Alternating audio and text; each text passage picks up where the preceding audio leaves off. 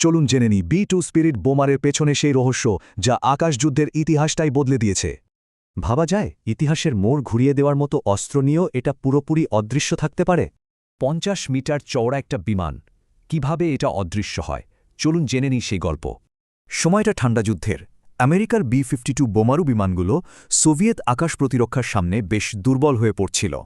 তাই দরকার ছিল এমন এক বোমারু বিমানের যা শত্রুর চোখে পড়বেই না। শুরু হলো এক টপ সিক্রেট মিশন।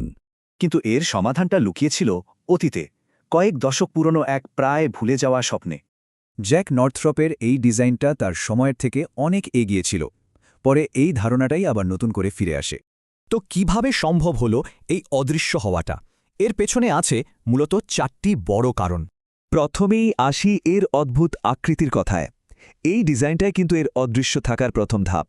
এর শরীরটা রাডার শোষণকারী এক বিশেষ উপাদান দিয়ে ঢাকা, যা রাডার সিগন্যালকে শুষে নেয়। এর ইঞ্জিনগুলো ডানার ভেতরে এমনভাবে লুকানো যে রাডারে ধরা করে না, এমনকি এর ধোঁয়াও ঠান্ডা করে ছাড়া হয়। আর কম্পিউটার?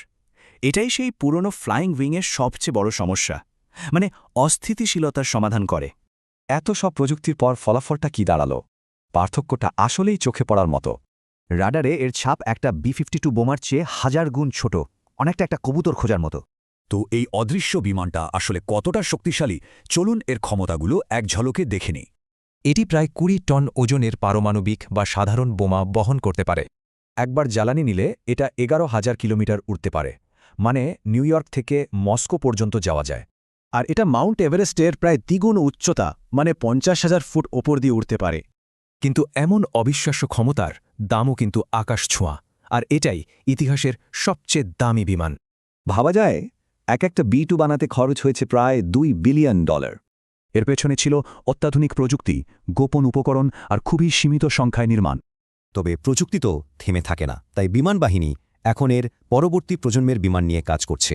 B-21 রেইডারকে বানানো হচ্ছে B-2 এর চেয়েও আধুনিক আকারে, ছোট এবং কম খরচে।